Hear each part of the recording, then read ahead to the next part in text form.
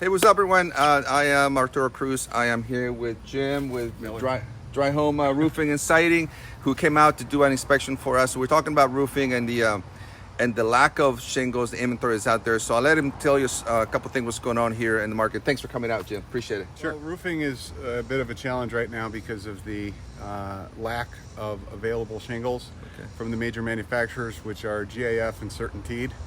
They're basically limited in colors that you can get for any architectural shingles. Are going to be limited to about 3 different colors, which is a black, a gray, and a shingle called weathered wood. The 3-tab flat old style shingles are a little bit more available, but not a whole lot. Right. And we have no idea when they're going to be changing. That's crazy. And the one thing that I learned today was that the 3-tab versus the architectural shingles, the architectural shingles, it protects the shingles can stay up to 120 miles. You said? Actually, the flat 3-tab shingles are 60 mile per hour wind resistance. It's a 25-year shingle, lasts about 20. Okay.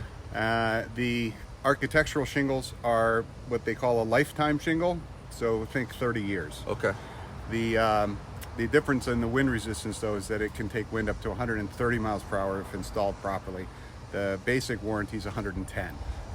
And I think the pricing difference is only like 10% higher, right? It's about 10% price difference, yep. So check it out.